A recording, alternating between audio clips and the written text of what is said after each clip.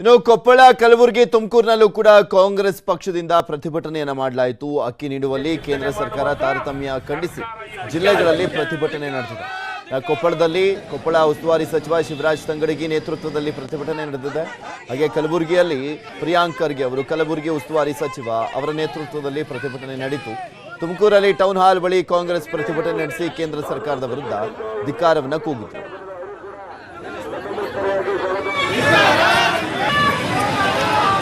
ಈಗಾಗಲೇ ಕೇಂದ್ರ ಸರ್ಕಾರದ ಮುಖಾಂತರ ದ್ವೇಷದ ರಾಜಕೀಯ ಮಾಡಕ್ಕೆ ಪ್ರಾರಂಭ ಮಾಡಿದ್ದಾರೆ. ಕರ್ನಾಟಕದ ಮೇಲೆ ಮತ್ತೆ ಕನ್ನಡಿಗರ ಮೇಲೆ ಇವರು ಒಂದು ದ್ವೇಷದ ರಾಜಕೀಯ ಮಾಡ್ತಾರೆ.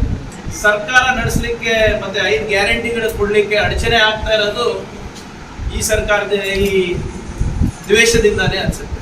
ಈ ಆಶೀರ್ವಾದ ಬೇಕು ಅಂತಲ್ಲ, ನಾವು ಯಾರ ಆಶೀರ್ವಾದ ಬೇಕಾಗಿರ್ಲಿಲ್ಲ ಕನ್ನಡಿಗರಿಗೆ. ರಾಜ್ಯಾದ್ಯಂತ ಒಂದು ಪ್ರತಿಭಟನೆ ಇತ್ತು. ಬಿಜೆಪಿ ಅವರು ನೀವೇ ನಿಮ್ಮ ಸರ್ಕಾರದ ವಿರುದ್ಧ ಪ್ರತಿಭಟನೆ ಮಾಡ್ತಾ ಇದ್ದೀರಿ ಅಂತ. ಬಿಜೆಪಿ ಅವರಿಗೆ ಇನ್ನ ಆ ಅಧಿಕಾರದ ಅಮಲಲ್ಲಿ ತೇಲ್ತಾ ಇದ್ರು, ಅದನ್ನ ಇಳಿದಿಲ್ಲ ಅನ್ಸುತ್ತೆ. ಮೋದಿ ಅವರು ದೊಡ್ಡ ಮನ್ಸು ಮಾಡ್ಬಿಟ್ಟು ಇಲ್ಲಪ್ಪ ನನ್ಗೆ ವೋಟ್ ಹಾಕಿಲ್ಲ ಅಂದ್ರೂ ಪರವಾಗಿಲ್ಲ, ನಾನು ಕನ್ನಡಿಗರ ಪರವಾಗಿದ್ದೀನಿ, ಬಡವ್ರ ಪರವಾಗಿದ್ದೀನಿ ಅಂತ ಹೇಳಿದ್ರೆ ಅದು 100% ಆಗುತ್ತೆ. ನಾವು ಫ್ರೀ ಕ್ಯಾಚ್ ಎಲ್ಲ ದುಡ್ಡು ಕೊಡ್ತೇವೆ. ಈಗ ಖಾಸಗಿಗೆ 3100, we are paying 3400. Why we are not able to procure? ಈ ವ್ಯವಹಾರದಲ್ಲಿ ಬಿಜೆಪಿ ನಂಬರ್ 1 ಇದೆ. ಏನಾದಂತ ಗೊತ್ತೇ ಇಲ್ಲ ಪಾಪ. ಬರ್ಲಿ ನಮ್ಮ ಹತ್ರ ಚರ್ಚೆ ಮಾಡಲು ರೆಡಿ ಇಲ್ಲ. ಇನ್ನು ಮೈಸೂರು, ಚಿಕ್ಕಮಗಳೂರು, ದಾವಣಗೆರೆಯಲ್ಲೂ ಕೂಡ ಕಾಂಗ್ರೆಸ್ ಪಕ್ಷದಿಂದ ಪ್ರತಿಭಟನೆ ನಡೆಸಲಾಯಿತು. ಕೇಂದ್ರ ಸರ್ಕಾರ ಅಕ್ಕಿ ಕೊಡ್ತಾ ಇಲ್ಲ ಅಂತ ಆಕ್ರೋಶವನ್ನ ಹೊರಹಾಕಿದ್ದಾರೆ. ಕಾಂಗ್ರೆಸ್ ಗ್ಯಾರಂಟಿ ಯೋಜನೆ ನಿಲ್ಲದು. ಬಡವರ ಬೆನ್ನಿಗೆ ಚೂರಿ ಹಾಕುತ್ತಿರುವ ನರೇಂದ್ರ ಮೋದಿಗೆ ಮಣ್ಣು, ಈ ದೇಶದ ಮಣ್ಣು, ಈ ದೇಶದ ವಿಚಾರಗಳು ವಿರೋಧಿಗಳನ್ನ ಅಂತುವಂಥದ್ದು ಸಾರ್ವಜನಿಕವಾಗಿ ಗೊತ್ತಿರುವಂತ ಎಲ್ಲರಿಗೂ ಕೂಡ ಜಿಲ್ಲಾ ಕಾಂಗ್ರೆಸ್ ವತಿಯಿಂದ ಸ್ವಾಗತವನ್ನ ಬಯಸ್ತಾ, ಕಾಂಗ್ರೆಸ್ ಅಕ್ಕಿ ಹೋರಾಟಕ್ಕೆ ಬಿಜೆಪಿಯಿಂದ ತಿರುಗೇಟನ್ನು ನೀಡಲಾಗಿದೆ. ಬೆಂಗಳೂರು ಸೇರಿದಂತೆ ರಾಜ್ಯದ 10 ಕಡೆಗಳಲ್ಲಿ ಬಿಜೆಪಿ ಪ್ರತಿಭಟನೆಯನ್ನ ಮಾಡಿದೆ. ಮೌರ್ಯ ಸರ್ಕಲ್ನಲ್ಲಿ ಆರ್ ಅಶೋಕ್ ನೇತೃತ್ವದಲ್ಲಿ ಪ್ರತಿಭಟನೆ ಮಾಡಲಾಯಿತು. ಪ್ರತಿಭಟನಾ ನಿರತರನ್ನ ವಶಕ್ಕೆ ಪಡೆದಿದ್ದಾರೆ ಪೊಲೀಸರು. ಅಶೋಕ್ ಸೇರಿದಂತೆ ಪ್ರತಿಭಟನಾ ನಿರತರನ್ನ ಎಳೆದೊಯ್ದಿರುವಂಥದ್ದು ಪೊಲೀಸರು. ಆರಂಭವಾದಂಥ ಕೆಲವೇ ಕ್ಷಣಗಳಲ್ಲಿ ಬಿಜೆಪಿಯ ಪ್ರತಿಭಟನೆ ಮುಗಿದಿದೆ. ಪ್ರತಿಭಟನೆ ಬಳಿಕ ಕಾಂಗ್ರೆಸ್ ವಿರುದ್ಧ ದೌರ್ಜನ್ಯ ಆರೋಪ ಅಂತ ಬಿಜೆಪಿ ನಾಯಕರು ಮಾಡಿದರು.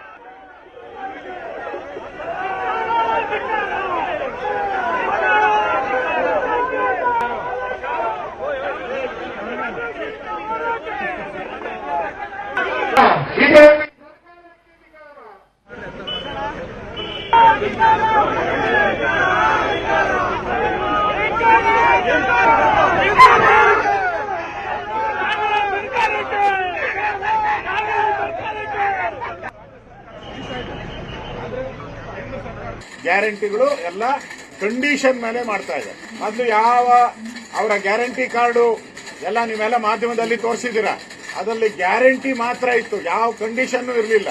ಇವತ್ತು ಒಂದೊಂದೇ ಕಂಡೀಷನ್ ಹಾಕಿ ಅದನ್ನ ಏನು ಹೇಳಿದ್ರು ಅದರಲ್ಲಿ ವೈಫಲ್ಯ ಆಗಿರುವಂತದ್ದು ಕಾಂಗ್ರೆಸ್ ಹೇಳಿದ್ರು.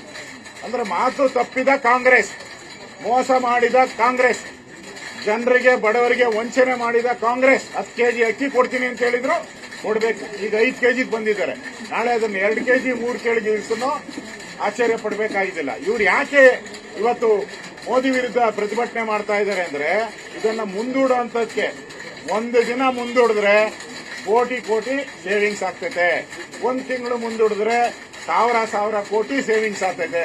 ಅದಕ್ಕೋಸ್ಕರ ಮುಂದೂಡಕ್ಕೆ ಮೋದಿ ಹೆಸರನ್ನ ಉಪಯೋಗ ಮಾಡ್ತಾ ಇದ್ದಾರೆ. ಖಜಾನೆ, ಅಧಿಕಾರ ಎಲ್ಲ ಇದ್ದು ಪ್ರತಿಭಟನೆಗೆ ಬರ್ತಾ ಇದ್ದೀರಾ ಅಂದ್ರೆ ನಿಮ್ ಕೈಲಿ ನಾಲಾಯಕು, ಕೆಲ್ಸಕ್ಕಾಗದೇ ಇರೋರು, ನೀವು ಕೆಲಸ ಮಾಡಕ್ ಯೋಗ್ಯತೆ ಇಲ್ದವರು. ಛತ್ತೀಸ್ಗಢಕ್ಕೆ ಹೋಗ್ತಿರೋ, ಯಾವ ಗಡಕ್ಕೆ ಹೋಗ್ತಿರೋ ಗೊತ್ತಿಲ್ಲ. ಜನ ನಿಮ್ಮನ್ನ ಆಯ್ಕೆ ಮಾಡಿದ್ದಾರೆ, ದುಡ್ಡಿದೆ ನಿಮ್ಮ ಹತ್ರ, ಹುಡುಕಿ ಬಡವರಿಗೆ ಅಕ್ಕಿ ಕೊಡಬೇಕಾಯ್ತು. ಇವತ್ತು ಬಡವರಿಗೆ ಅಕ್ಕಿ ಕೊಡೋದ್ರ ಬದಲು ಜನಗಳಿಗೆ ದ್ರೋಹ ಮಾಡ್ತಾ ಇದ್ದೀರಾ, ಅವ್ರ ತಟ್ಟೆಯಲ್ಲಿ ಕಲ್ಲಾಗ್ತಾ ಇದ್ದೀರಾ ನೀವು. ಇದಕ್ಕಾಗಿ ನಿಮ್ಗೆ ಜನ ಮತ ಹಾಕಿದ್ರ? ಇದೊಂದು ಸ್ಪಷ್ಟವಾಗಿರುವಂತಹ ಜನ ವಿರೋಧಿ, ಬಡವರ ವಿರೋಧಿ, ರೈತರ ವಿರೋಧಿ ಸರ್ಕಾರ. ಈಗಾಗಲೇ ರೈತ ಸಂಘ ಪ್ರತಿಭಟನೆ ಮಾಡಿದ್ವಿ. ರೈತರು, ವಿದ್ಯಾರ್ಥಿಗಳು, ಹೆಣ್ಣು ಮಕ್ಕಳು ಸಾಮಾನ್ಯ ಬಡವರು, ಕೈಗಾರಿಕೆ ಉದ್ಯಮಿಗಳು ಎಲ್ಲರೂ ಕೂಡ ತಿರುಗಿ ಬೀಳ್ತಾರೆ ಈ ಸರ್ಕಾರದ ವಿರುದ್ಧ. ಇವತ್ತು ಈ ಎಲ್ಲ ವಿಚಾರಗಳು ಇಟ್ಕೊಂಡು ನಾವು ಪ್ರತಿಭಟನೆ ಮಾಡಿದ್ರೆ ನಮ್ಮನ್ನ ಪ್ರತಿಭಟನೆ ಮಾಡೋದಕ್ಕೆ ಒಂದು ನಿಮಿಷನೂ ಕೂಡ ಬಿಡದೆ ನಮ್ಮ ನಾಯಕರನ್ನ, ನಮ್ಮ ಕಾರ್ಯಕರ್ತರನ್ನ ಅರೆಸ್ಟ್ ಮಾಡ್ತೀರಿ. ಪೊಲೀಸ್ ರಾಜ್ಯ ಪ್ರಾರಂಭ ಆಗಿದೆ ಕರ್ನಾಟಕದಲ್ಲಿ. ನಿಮ್ಮ ಪೊಲೀಸ್ ರಾಜ್ಯಕ್ಕೂ ಹೆದರೋದಿಲ್ಲ, ಯಾವುದಕ್ಕೂ ಹೆದರೋದಿಲ್ಲ.